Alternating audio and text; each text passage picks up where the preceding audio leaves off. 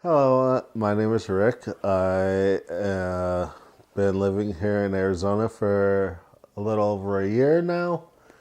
Um, I'm originally from California. My visual impairment started when I was 19, between the years of 19 and 20. I started having headaches in early 1998 and vision issues. And the doctors, all they would try to do is give me the cure for the headaches. They never found out why I was having eyesight issues.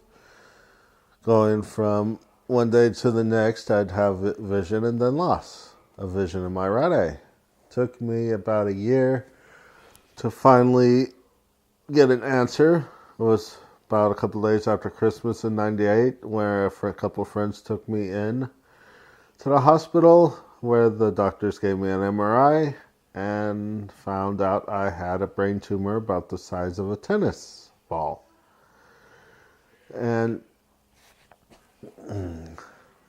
then January 4th, 1999 is when they took it out, and that's basically the last day I remember seeing what I had seen.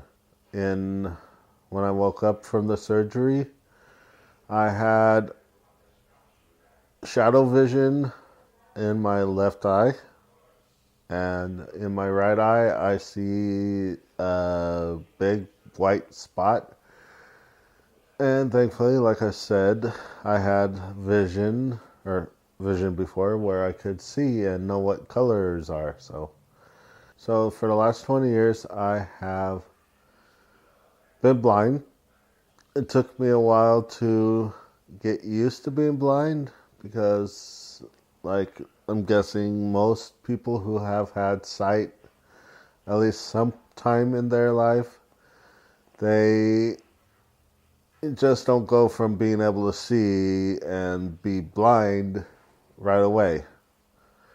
I had to cope because first after I came home from the hospital, I was in a wheelchair. Anywhere I went, I had to be pushed. So I had no freedom. So it took me maybe half a year to 9 months to get able to go from totally immobile, being in a wheelchair, to being able to walk with a cane and um, do things.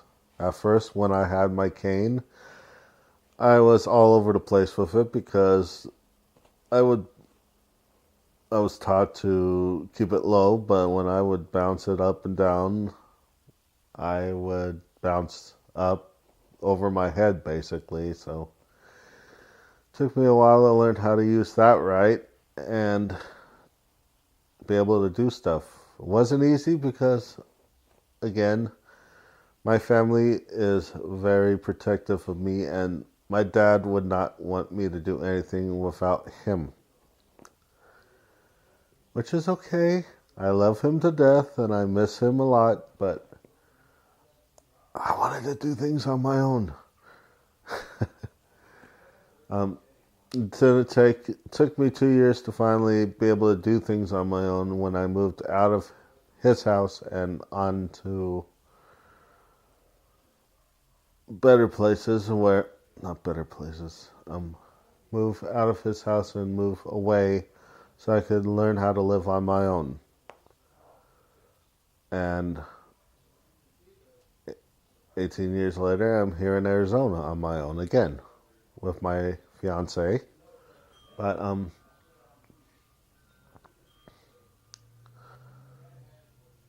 let's just say it takes a while to get used to being blind.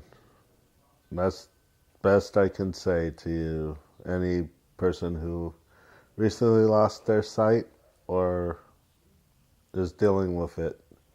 Let's say for the last 7 years, I've been going out to movies with other blind folks in California and here in Arizona.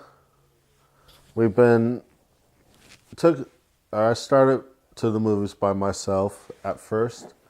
Then I started meeting other blind people at centers, just like ACBVI, first in California, and told them what I do, and they started to join me at the movies. And we took paratransit like we do here in Arizona with Mike. We see audio descriptive videos, which are those where the when there's no talking like I'm doing right here, and there's only action, a person does a voiceover, which would be telling us what's going on the screen when there's no talking. So that's very helpful. We also, I just went to the Royal Rumble here in Phoenix and watched the show, which didn't work out that well due to the fact the WWE network that I used did not work on the field level, but the event was fun. Given that I do these things, I also had a guide dog that was very helpful with going around places safely, because with my cane skills, they've never been the greatest. So once I had my guide dog, I was more able to do more stuff safer. I also when I went blind, I started going to school up in Sacramento and got my degree with a lot of help from people at the Disabled Student Services, where they gave me tutors and stuff to be able to do all my work and study for all the tests I took. So that was some stuff I've done, I should say. And what else? Oh yeah. When I was in the Bay Area, I used to go kayaking on the San Francisco Bay. And there was a group called Environmental Traveling Companions, where they're sighted, but they'd help blind people and also disabled people do different things like white water rafting down the American River, kayaking across the San Francisco Bay to Angel Island or Alcatraz, and of course skiing in the Sierra Nevada mountains. So imagine a blind guy going downhill skiing. Bet a bunch of you would think we'd probably be rolling up into a avalanche.